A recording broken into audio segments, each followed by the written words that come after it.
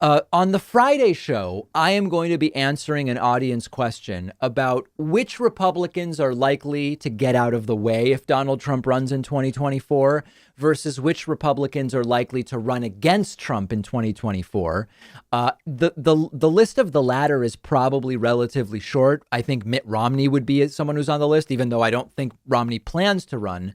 Romney is the type of guy who, if he wants to run in 2024, he'll run against Trump in the Republican primary. He won't step down or step back or stand by because Donald Trump may choose to run. The new report from Axios is that Chris Christie's friends believe he is gearing up for a 2024 run. Axios writing that former New Jersey Governor Chris Christie is seriously considering running for president in 2024. Three people familiar with his thinking tell Axios.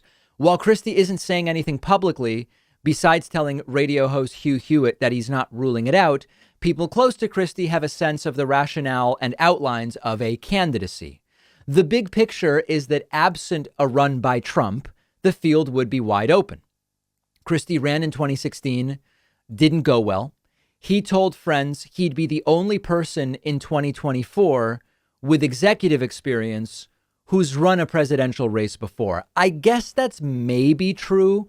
When you compare him to like Ted Cruz has run, but he doesn't have executive experience. I guess that sort of makes sense.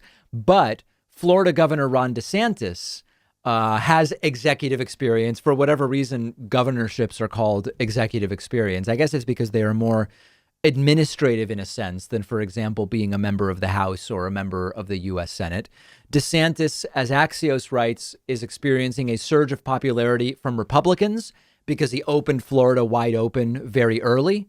But DeSantis has not yet been scrutinized by national media as a candidate, and who knows what might surface from that.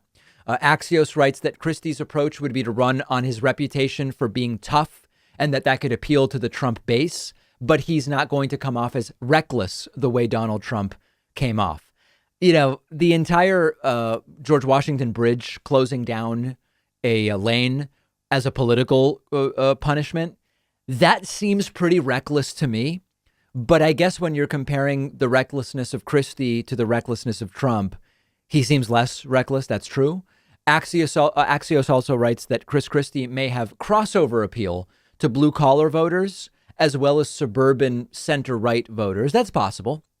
And also that his experience as a former federal prosecutor could distinguish him in debates and prepare him for a primary where there may be more of a premium placed on sort of being buttoned up rather than being unhinged like Donald Trump.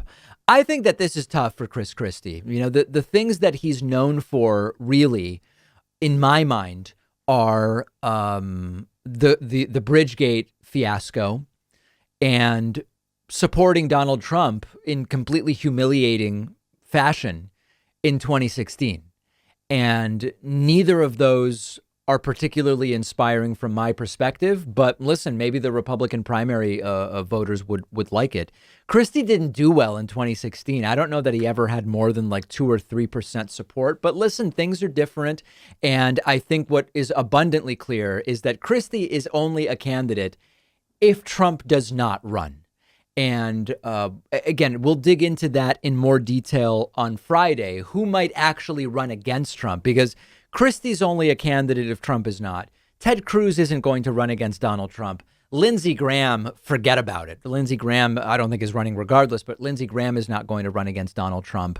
Nikki Haley told us last week, or was it Monday, that if Donald Trump runs, she won't run and she will support Donald Trump. So that is the situation with Chris Christie.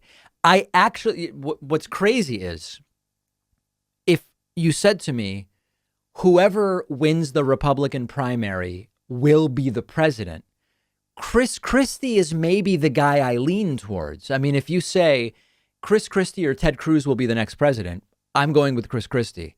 If you say Chris Christie or I don't even know, Rand Paul will be the next president, I'm going with Chris Christie. I'm not praising him, but he has more centrist sensibilities. He actually seems competent in a narrow way that Donald Trump is not when you think about his experience as a prosecutor and as a governor. He did horrible things as a governor. Bridgegate is an immoral fiasco. But I probably lean towards someone like Chris Christie more than just about anybody I can think of that ran Kasich. And again, I'm not saying these people are my ideal candidates. It's just if I knew that the Republican nominee would be the president, I'm leaning towards someone like maybe Kasich or Chris Christie, despite having many, many disagreements with them. So let me know what you think about Chris Christie's potential candidacy. We'll talk Friday about who might actually fight Trump in the 2024 Republican primary, if it were to come to that.